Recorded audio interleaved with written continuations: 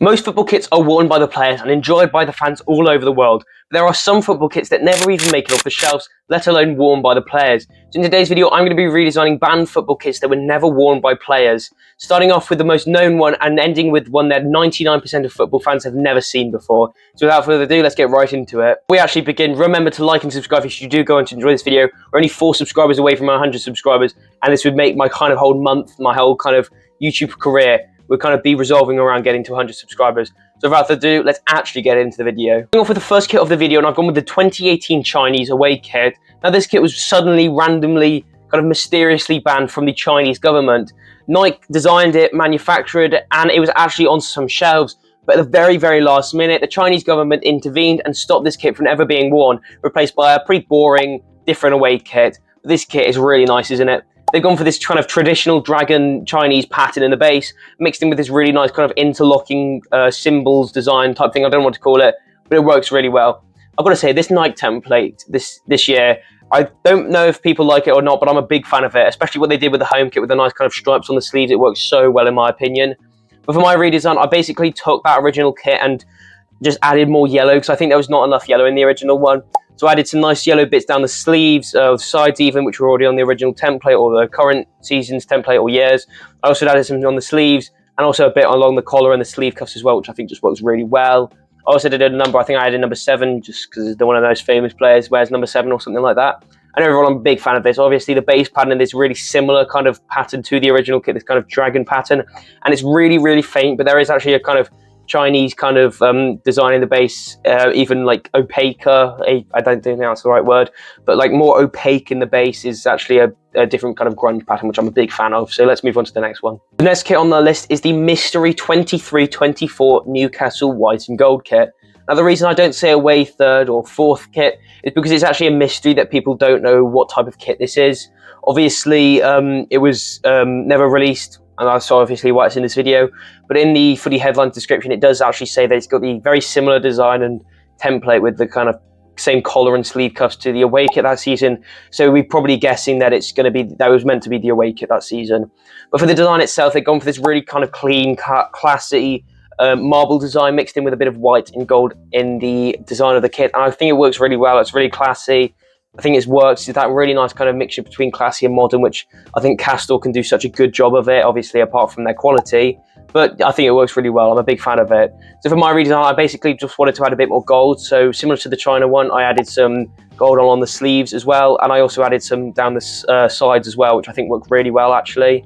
I also added some stripes that gradient up from the bottom as well, just kind of break it up a little bit from the bottom. And to break it up a little bit on the top, I added the British roundel above the Castle badge. I basically took inspiration from the Italy leagues, whatever you want to call it. Basically, if you win the National Cup in Italy, you get the Italian roundel. I think Bologna will have it in their kit.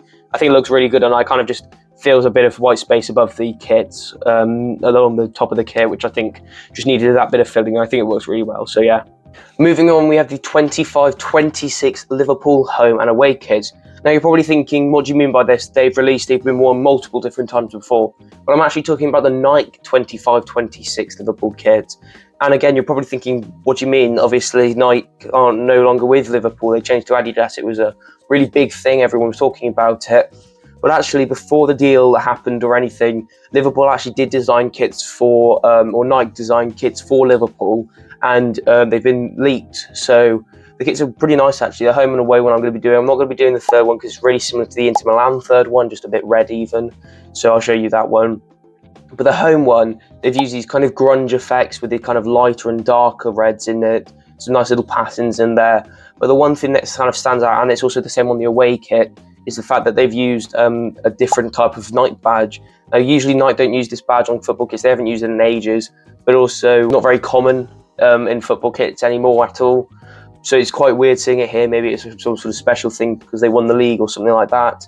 But for my redesign, I tried taking that red grunge design and just improving it. So using 3 different shades of red. I used the base shade of red, which is kind of just the Liverpool colour, and the darker and a lighter one with different shades. I also put a couple patterns in there. I put like a circle pattern, a little bit of a stripe pattern because there was a bit of a like a stripy pattern on the original one. And I also put like a star pattern to kind of represent their title win last season.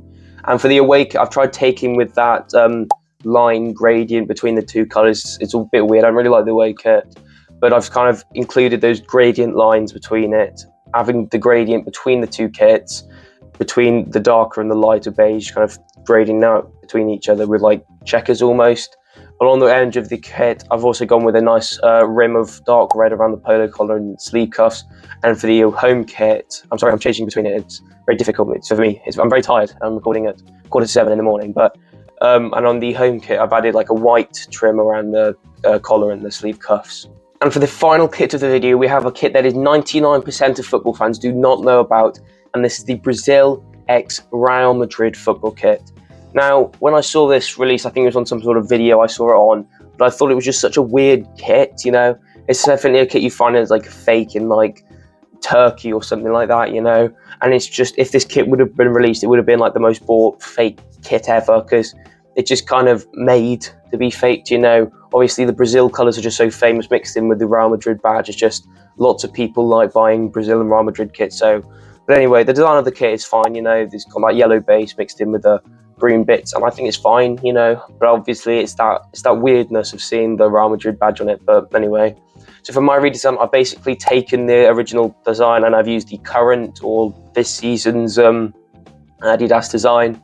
And basically what I've done is I've added this faint pattern to the base and along everything pretty much.